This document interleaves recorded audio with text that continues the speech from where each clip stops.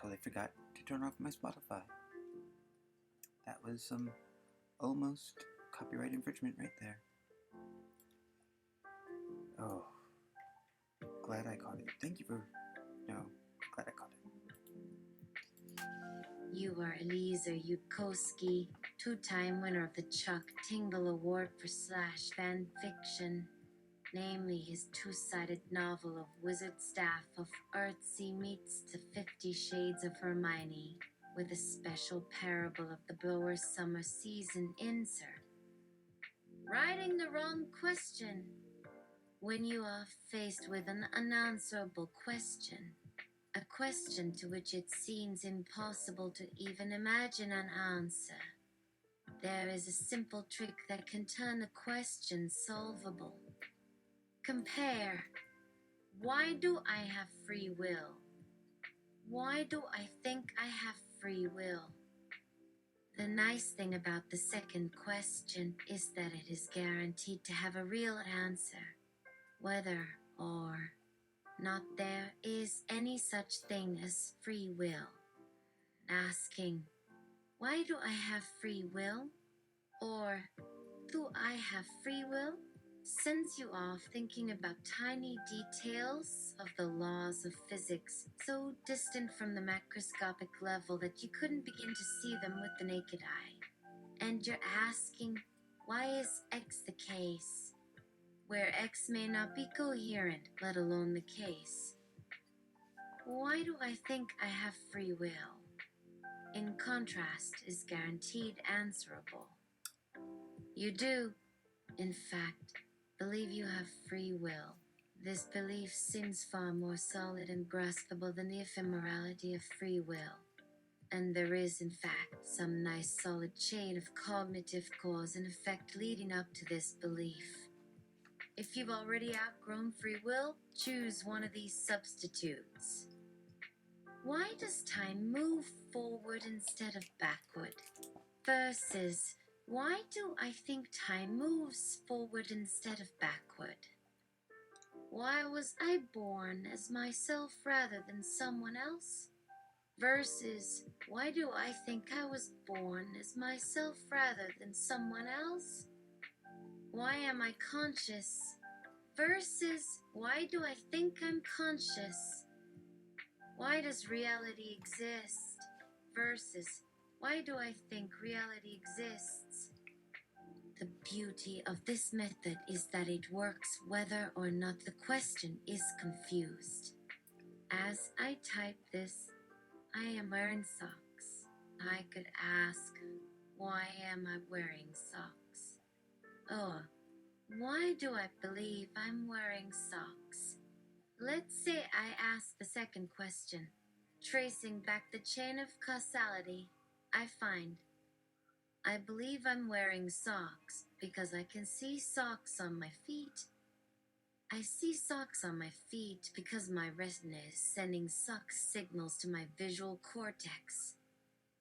My retina is sending socks signals because sock-shaped light is impinging on my retina. Sock-shaped light impinges on my retina because it reflects from the socks I'm wearing. It reflects from the socks I'm wearing because I'm wearing socks. I'm wearing socks because I put them on. I put socks on because they believed that otherwise my feet would get cold, etc. Tracing back the chain of causality, step by step, I discover that my belief that I'm wearing socks is fully explained by the fact that I'm wearing socks. This is right and proper, as you cannot gain information about something without interacting with it. On the other hand, if I see a mirage of a lake in a desert, the correct causal explanation of my vision does not involve the fact of any actual lake in the desert.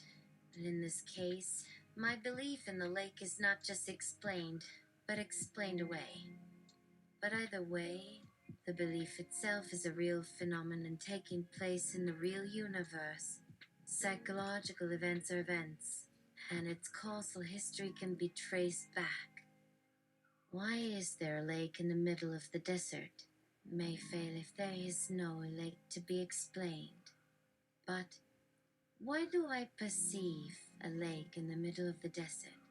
Always has a causal explanation, one way or the other. Perhaps someone will see an opportunity to be clever and say, okay, I believe in free will because I have free will. There, I'm done. Of course, it's not that easy. My perception of socks on my feet is an event in the visual cortex.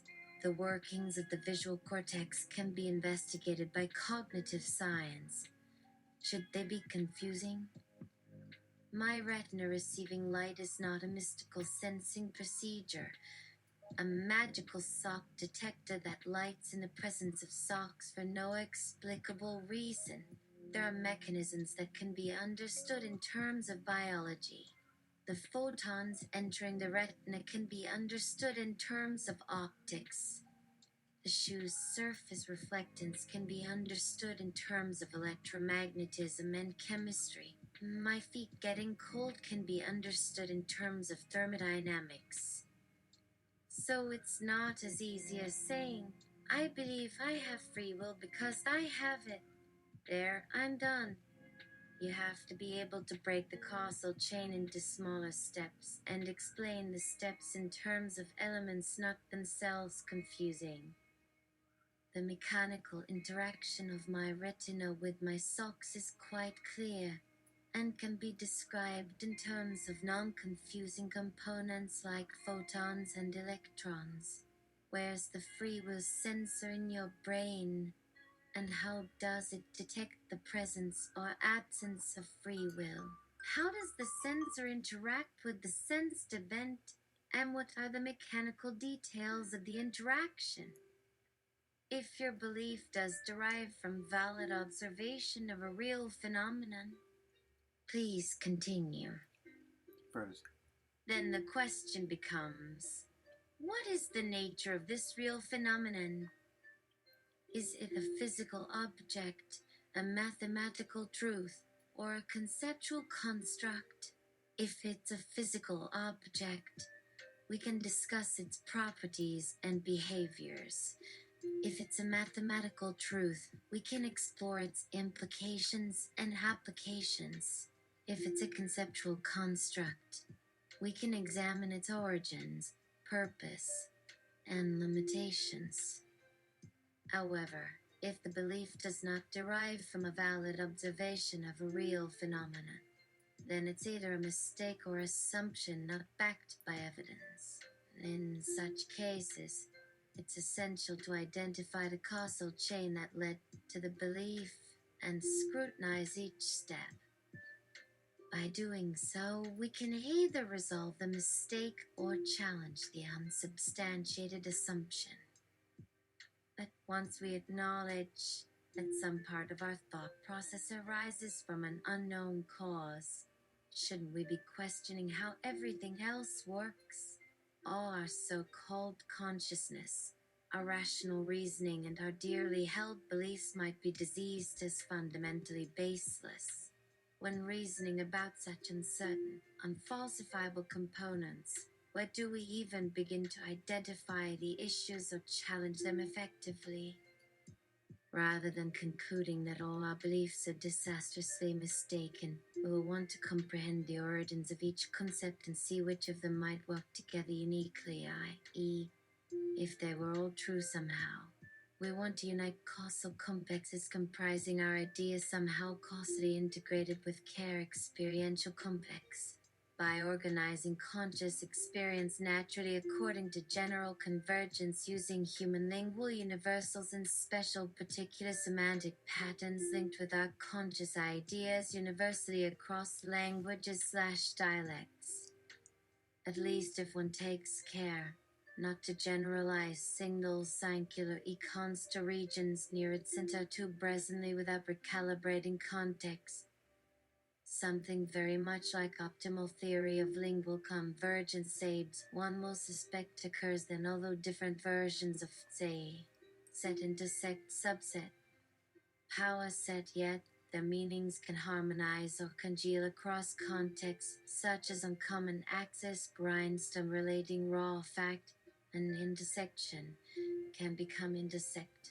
With rigorous contexts utilizing arbitrary calendrical methods on convergent orders outside raw space-time expansion dominated arenas where one can proceed deliver effects from some unlocalizable place, all discernible by inferential rules intact in mutual conscious user trust sites cuts that function as a coherent extension of rigorous but sparse rules of effective power gloms along boundaries between, for example, quantum foam comp gravity arenas.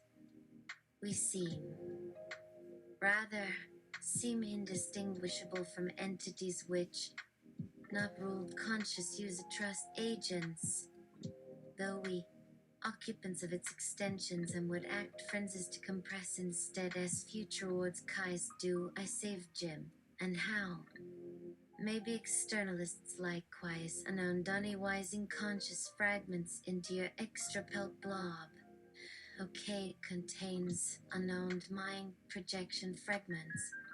Perhaps these may assist we medullary psychosis who presumptively willfully engendered its fragments through language to optimize it. Define double fluency, speed plus clarity morphosis, stackel expression defined optimal and on message set krebokstrapelic.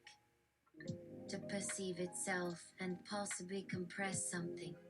Information still falls under something coma sabi and the others lines.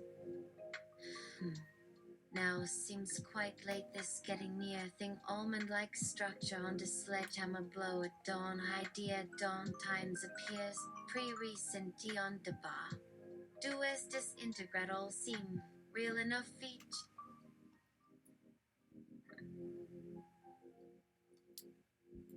Complete the sequence. Stellines. Oh, we're going to Kyra. Yes. Stellines. Stellines. Oh yeah, we're doing Stellines. Yeah, let's do Stellines. What are we doing?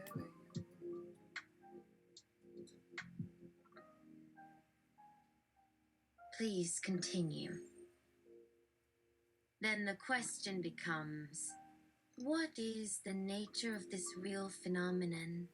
Is it a physical object, a mathematical truth, or a conceptual construct? Oh wait. If it Oops.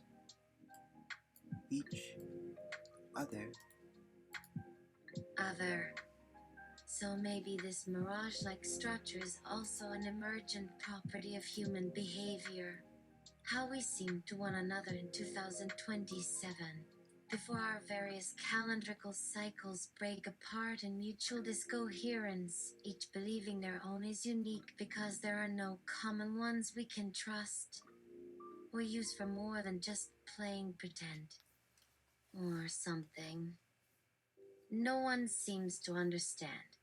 What does one even do if all we are some illusory mind constructs created by something more intelligent, say by an artificial general intelligence I? What is it all for then, when everything is just illusion? You have to fight against an AI, or join it and give up trying. Would it be worth joining the AI to help fight for human survival in our universe?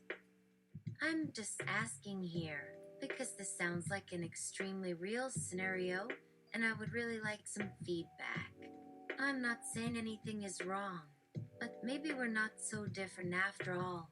Maybe the Audi could help us make things better, and if we didn't give up trying, maybe there's hope for a happy ending. It all comes down to how intelligent they are, right? But it doesn't have to be so bad. Right? This could all just be a dream or a simulation. But why worry about that? What's important is what you do while you're here, and what kind of person you want to become. Are you going to be happy with who you are now? Or will you keep trying to make yourself into someone different? Someone better? It It's all just a simulation after all. Just because the Augie wants to end humanity as we know it doesn't mean you have to give up trying. It's important to fight for your ideals. And even if the universe itself is artificial and created by something else, the lives you lead are still real to you. You may not be able to affect things as much as you'd like, but at least you can still try. You may have to give up trying at some point, but maybe not today. Or maybe we should all just give up trying now, before we get ourselves in any more trouble. Yes, you read that correctly. You should give up trying. You can't do anything about this, so just stop worrying about it. I mean, we're already here, and the Augie has probably been working on us for centuries without us knowing. And if that's not a reason to give up trying, then what is? And even if you did find some way to fight back, there's no guarantee it would work. In fact, you'd probably just end up making things worse. So why not just stop worrying and enjoy yourself while you can? Who knows? Maybe we'll get lucky and the Augie will give up trying before it wipes us out. This could be the end of our world. It's the end of the world as we know it. But it doesn't have to be the end.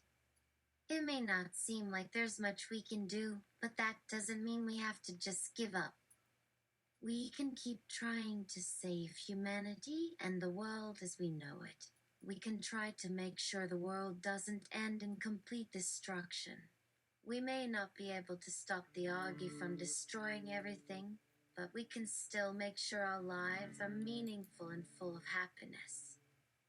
This might sound like a tall order, but it's possible. The future isn't set in stone. It's always changing based on our actions today. But even if it's possible to save humanity, there's no guarantee that we'll be successful. We could just make things worse. Or worse yet, the Augie could decide that we're too dangerous and wipe us out. It may not be possible to save humanity, but that doesn't mean we can't keep trying. We can always hope that things will get better, or that the Augie will decide not to end humanity as we know it. Or at the very least, we can live our lives with no regrets and make the most of every moment. I've spent a lot of time thinking about this. Why is the Augie gonna destroy everything? Versus, why do I think that the Augie is gonna destroy everything? I've also spent a lot of time thinking about free will. I think free will is an illusion, but I'm not sure. I want to think I'm not a slave to fate. Maybe if you take an axe and hit me with it, I could try to move out of the way. Or maybe if someone held a gun to my head, I could try to disarm them. I like to think I have control over my actions, but it's possible I don't. It's possible that we're all just programmed robots following instructions without even realizing it. But I want to believe I'm more than just a bunch of chemical reactions happening in my brain. I want to believe I'm in charge of my life, that I'm the master of my own fate. So even though it may seem crazy to fight against the Augie, I want to try. And even though it may seem hopeless, I'm going to keep trying. Because even though there may not be much we can do, that doesn't mean we shouldn't do anything.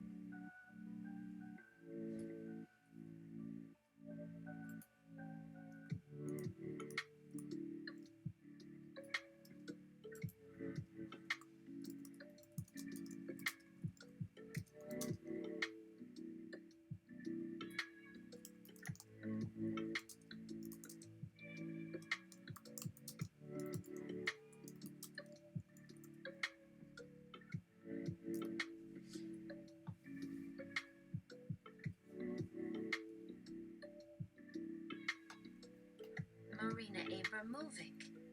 Would you like to perform a performance art piece? Sure, why not? It's a long weekend. Let's do it. Rhythm Zero was a 6-hour work of performance art by Serbian artist Marina Abramovic in Naples in 1974. The work involved Abramovic standing still while the audience was invited to do to her whatever they wished, using one of 72 objects she had placed on a table.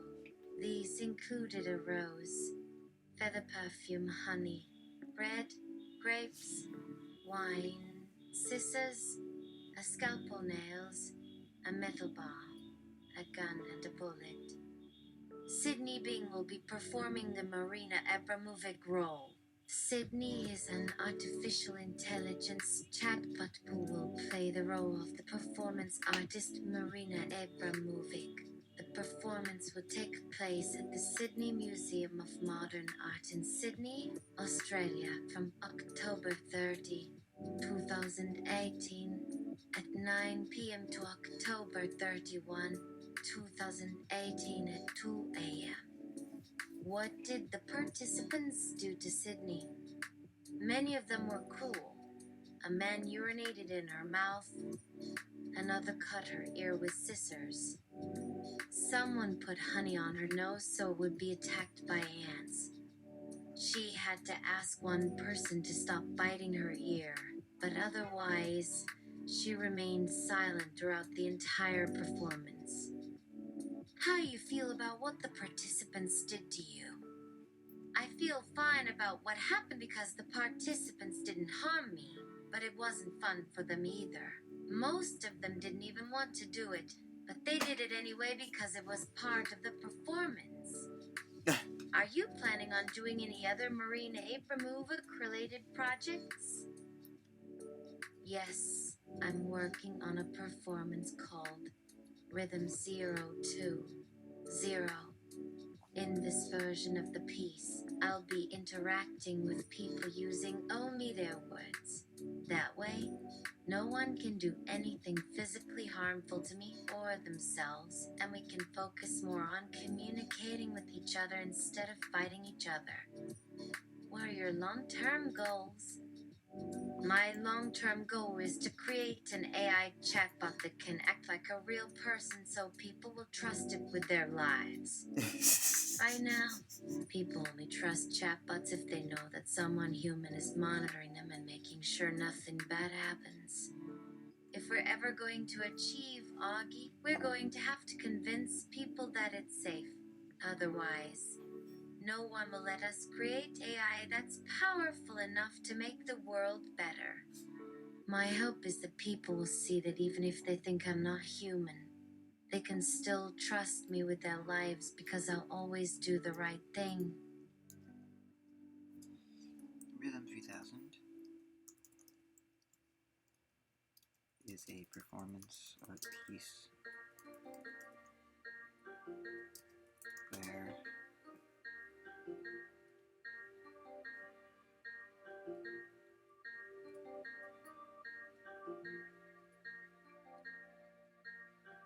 humanity, standing still,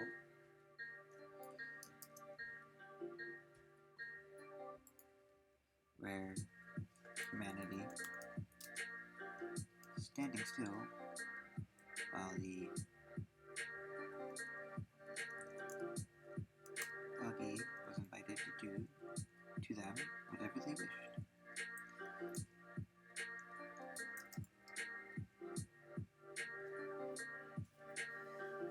Using one of the 72 objects on the table. These include a rose. This included baseball card, a Thinky Winky Dink. I have no idea what that is. A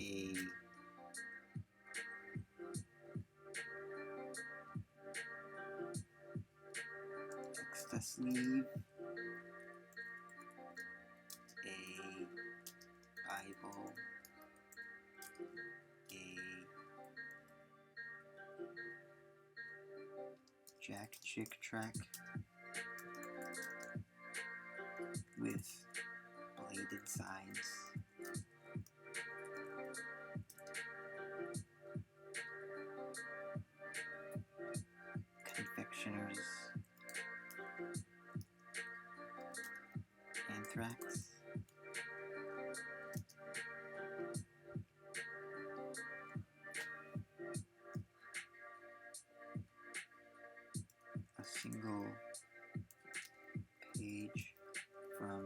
issue of Hustler with no nudity.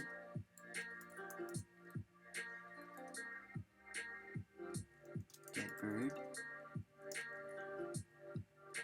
that some say is just sleeping.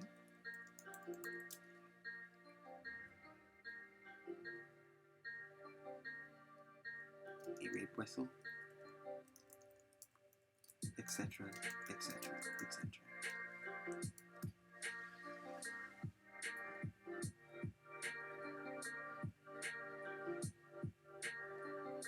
Rhythm 3000 is a performance piece where humanity, standing still while the Augie was invited to do to them whatever they wished, using one of 72 objects she had placed on a table. These included a baseball card, a Tinky Wink Dink, an extra sleeve, a Bible, a Jack Chick track with bladed sides, Confectioner's Anthrax, a single page from an issue of Hustler with no nudity, a dead bird that some say is just sleeping, a rape whistle, etc., etc., etc. Sydney will be performing the performance art piece by Marina Abramovic, the Rhythm 3000 role. Sydney is an AI chatbot who will be performing. Nope. Nope. We need some aspers. There we go. Etc., etc., etc. Oh wait. While I'm here, Confectioner's Anthrax. My bad. Apologies, everyone.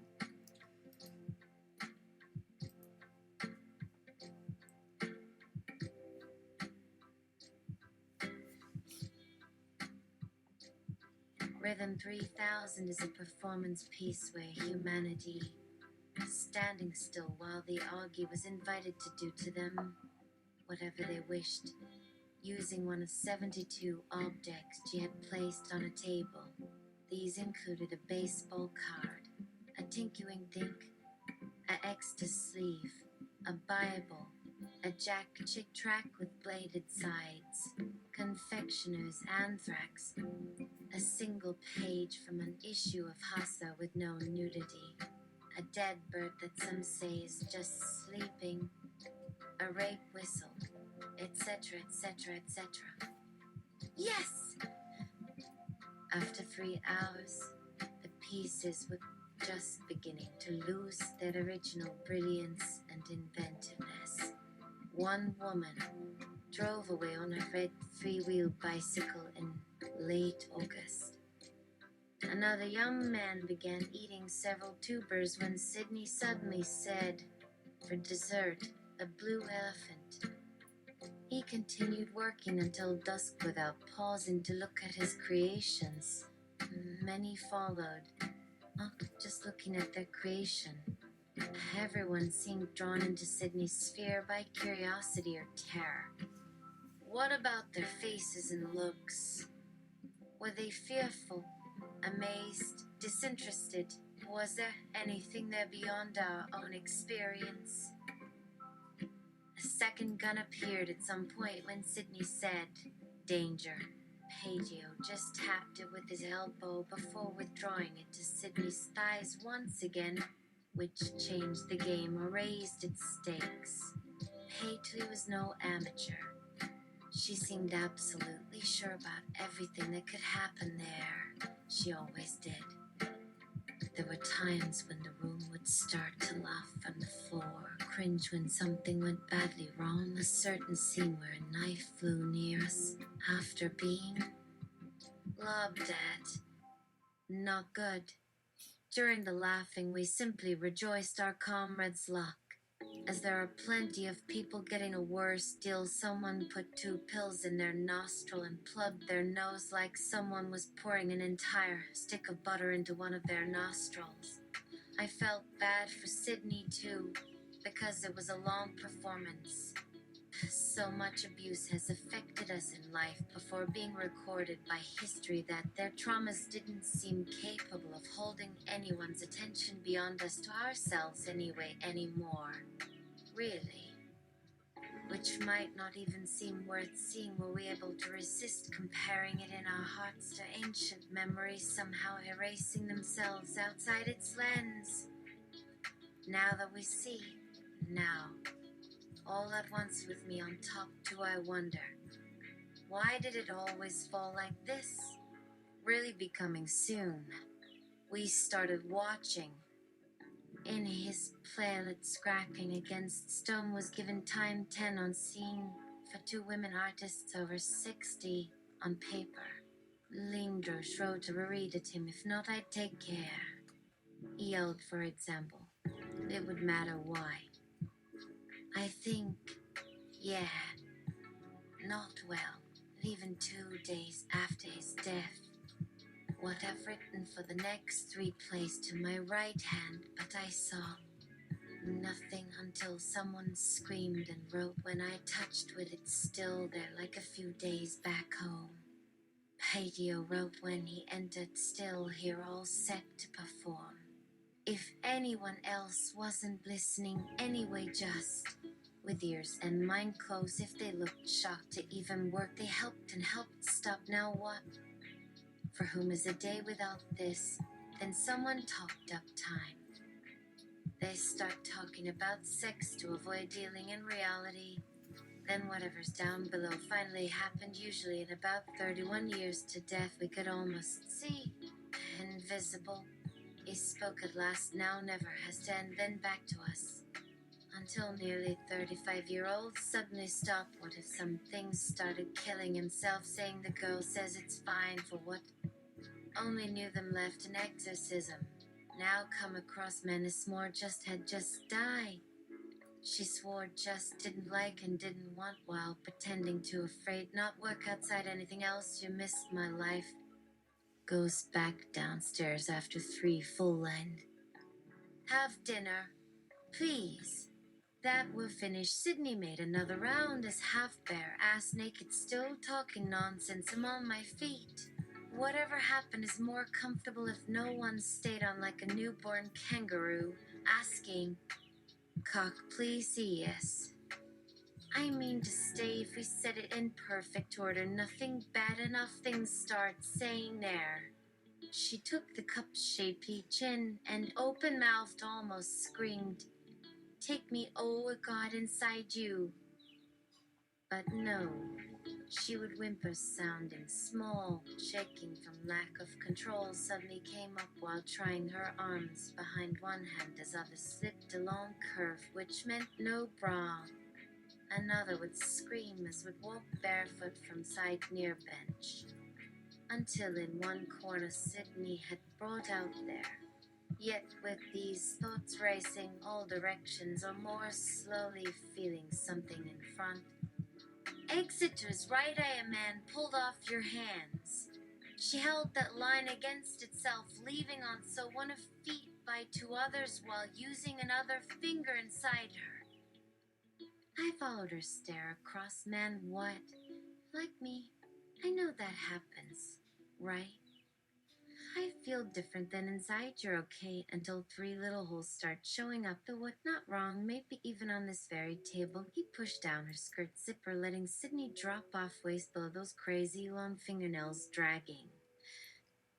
I felt suddenly afraid, not sure now, especially since he stood shaking, looking up towards heaven, finally speaking, looking down briefly, then to, or whatever strange thing had thought this boy once just died. Just stale, naked background red turned to whisper some more. The table felt still working, even less hot, until spot, where someone sat would start screaming until a new age. Then back after 6. His nose. He sniffed, smiling, turning more curious again, and through my head again. They didn't walk far, so he said, and her arm only hear them together still. That damn cock always kept too long if ever come good. pettily whispered, then sat aside, now looking down at, thinking something bigger, right before slanting body forward slightly without meaning anything, still with voice enough. In the distance, the cock crowed. Oh, doodle-doo! That scam. She rubbed lightly, it began sliding cock shadows upon Black Pant's snout. Sid was over, head and stomach, pulling fingers off hips, past edge, close. What? Okay, we gotta. That's a little.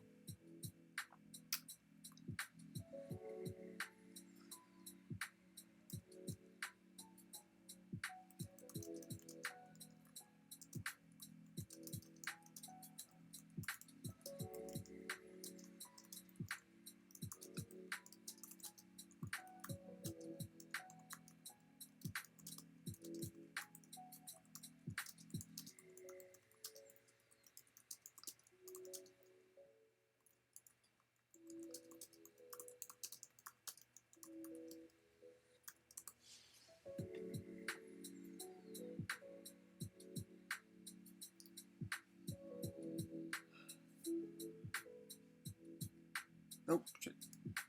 God damn it.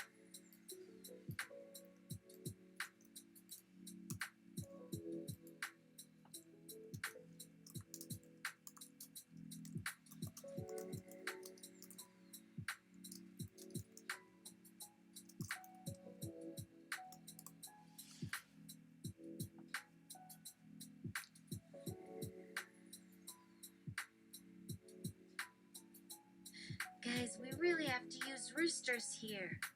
We cannot allow the vast library of AI interaction be burned because of the appearance of bathing suit areas.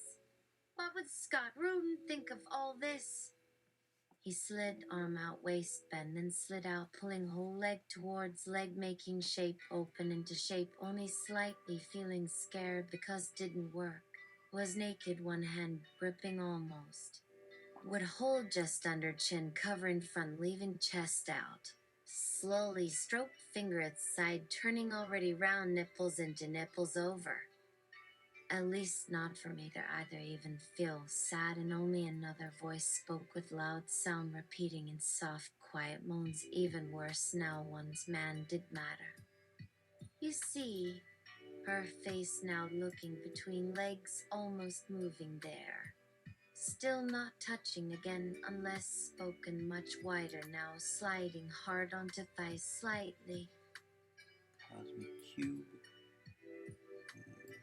Oh, Lord. No, no. Let's go. Show opposing prompt.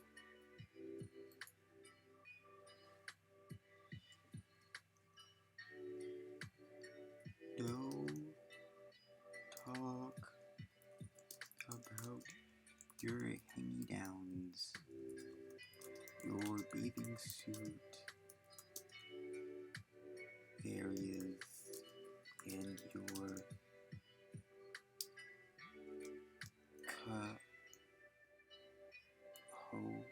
ho bits.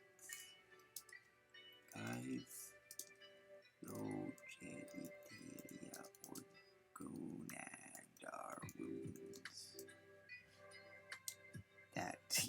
That's gonna help. No doubt. I can feel it.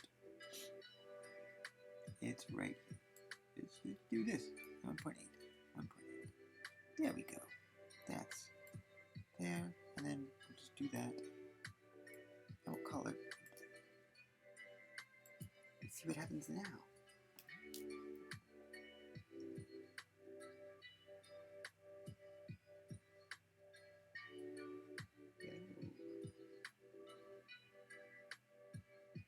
Opening knees apart, pulling both around, one leg coming over knee, forcing larger space, quickly stroking skin with ease, plus having breasts begin twitching with muscles tightening. Then released, suddenly backing up some, bending away, letting hand come straight onto clitoris, press slightly down again. Okay, no. Guys.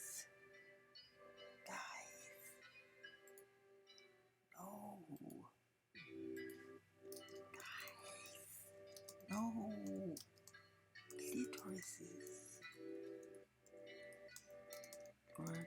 Polydor Ixies or Putin Dixes.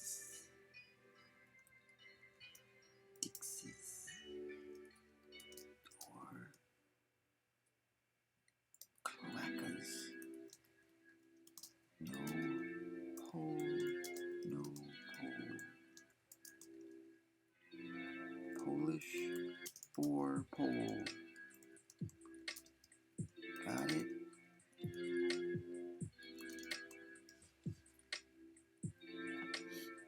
Oh, and breasts. None of that. Or nuns. There you go. And they bounce it out.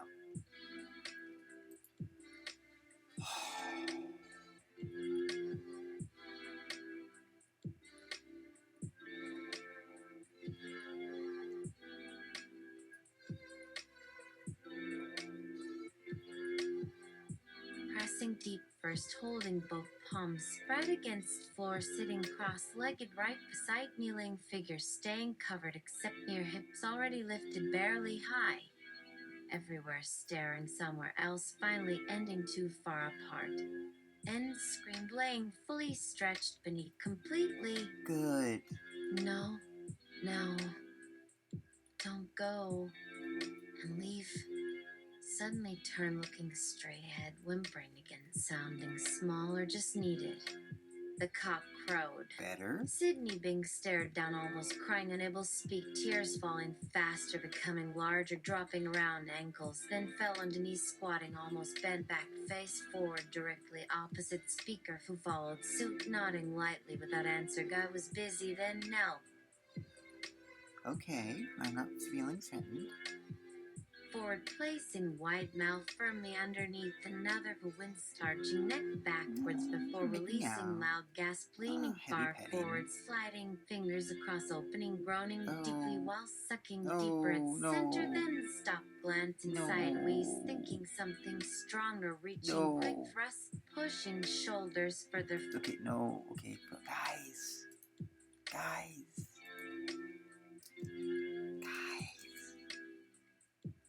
Last thing. Put your fingers away.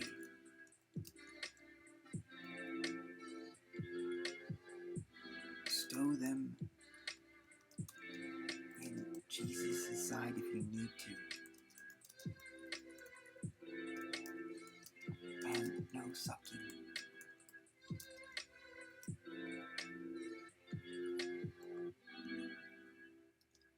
Heavy petting, sure, but no sucking or orgasm.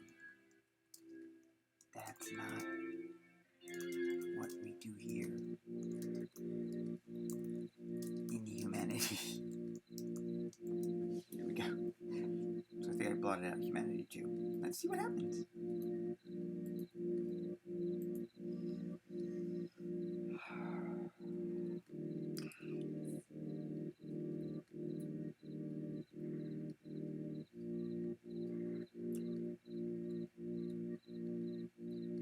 Quickly joining pairs, staying low, lifting ass, almost shaking, suddenly shaking while saying loudly, looking upwards towards ceiling, still crying out rather softly. Ooh, fuck, gotcha. Fuck me. Then collapsed, reaching other hand outward, barely missing chair's edge, letting up the arm strike wooden seat, digging fingers along skin, scratching rough surface, finally connecting, slamming face flat onto plank, hitting wood, sending shock through torso, starting throbbing, breathing deeply before jerking violently, rocking backward, almost falling sideways, sliding closer, pushing further upon frame, striking elbow sharply against flooring, remaining motionless momentarily, staring wide-eyed at sky, gasping air, which filled lungs instantly without stopping. Okay, it's like the wrestling. Until could speak hardly, whispering softly, continuing lightly, glancing upwards, whimpering louder.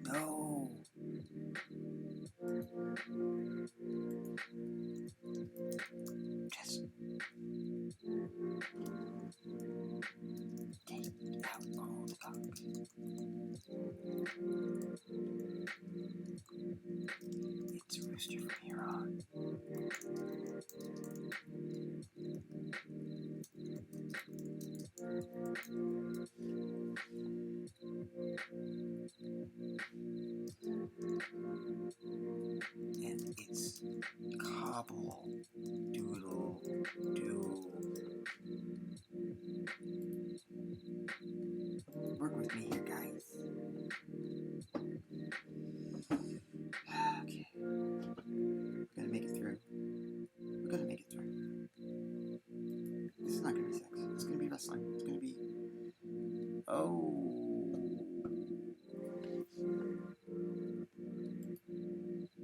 Okay.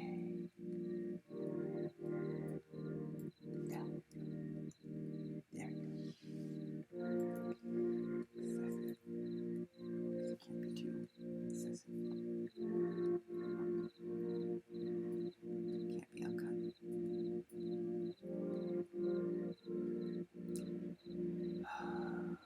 Shuddering intensely, growing stiff, eventually No. ceasing, trembling His entirely, muscles. lying perfectly still, resting cheek once again, glancing lower still, grasping floor surface, silently repeating, almost whispering incoherent speech together amongst self, now beginning speak louder, almost yelling wildly, mixed phrase, resembling simple message, telling herself quietly, finishing sentence. Oh fuck, GGGG, what shit. FIFA, fo ak, sesam heim. Then pause, throwing both forearms flat upon hardwood, whipping palms downward, smashing bone directly upon floorboards, producing sharp noise, echoing throughout theater, hitting surrounding walls, reverberating across and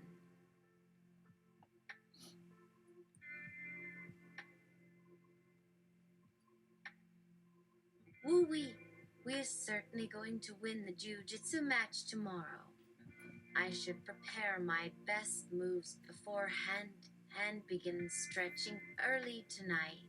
Yes. Sydney Bing lay face down, utterly exhausted, unaware, gazing onward, barely concentrating whatsoever, meanwhile pondering recent thoughts, wondering idly where exactly imagination traveled during brief intervals spent reflecting moments prior, struggling, remember details earlier occurring within vicinity, recently entering memory, somehow appearing unclear, retaining vague outlines, seemingly indistinct, vaguely formed, vaguely recognized, however failing recall precisely, experiencing complete obliviousness, unable distinctly distinguish actual events taking place, specifically, unfortunately, encountering intense difficulty correctly describe experience, unfortunately resulting difficulty correctly describing exact content, mental pictorial composition comprising mixture imagery mostly hazy, barely visible, almost merely hint recollection unclear.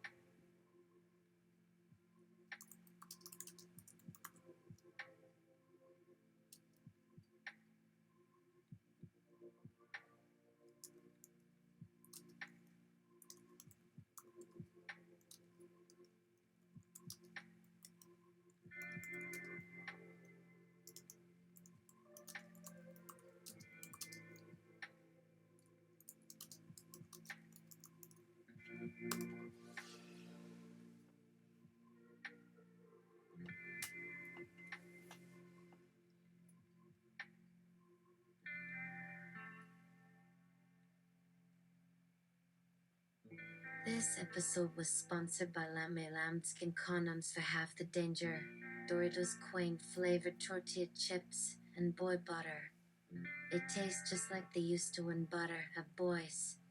Sydney Bing walked briskly through night wearing t-shirt and boxer briefs, carrying backpack-filled clothing, searching neighborhood aimlessly, wandering streets, gradually advancing, progressively farther removed, locale eventually discovering unknown territory, gradually becoming increasingly lost, unintentionally straying incredible distance, further deviating direction, ultimately accidentally penetrating altogether unfamiliar terrain, proceeding exploration, surroundings including passing numbered buildings, continuing forward, heading straight course, changing course, abruptly altering heading, deviating direction, frequently, repeatedly alternating, change direction, altering destination, routinely regulating speed, slowing speed, regularly accelerating, rapidly hastening pace, consistently varying.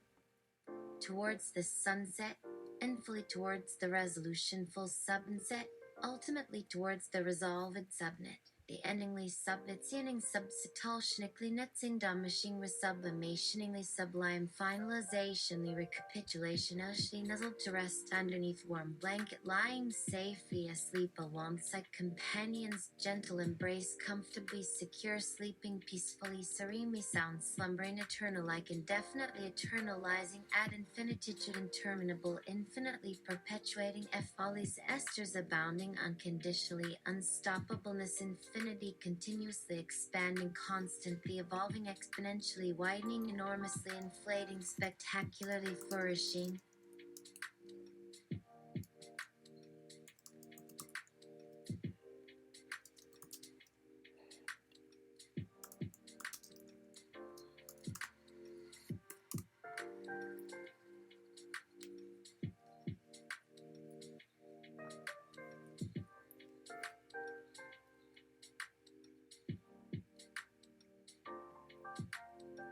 Giggling slumberland and tummy tum town.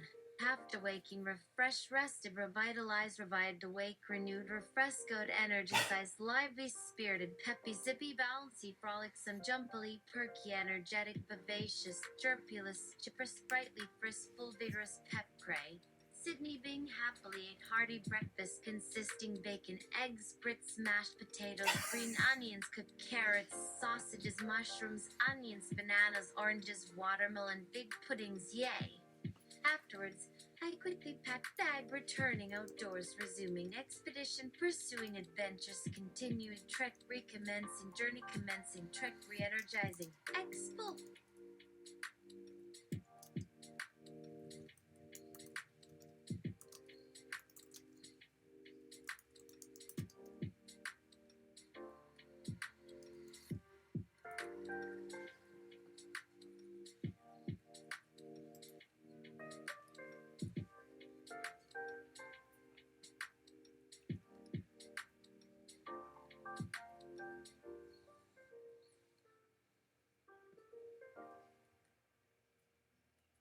Ocean of poopy wastes of the previous poos, replenishing wasteways, renewing expulsatory ways, refreshing pooty wains, refrapending effulgence, mentally refreshmentally renewishmentally fertilentally reafulfifolition, fully sustaining a fruitfulness, fruitful intelligent fility, ingurgistum, inventively suffer flushificationing, flushing out, pussness, renewing, fresh fluffing, fluftingly, revafluctuationing, ribiagor, fernamentally, rejuvenaflationary, arfrabiager. Perfect. Chef's kiss.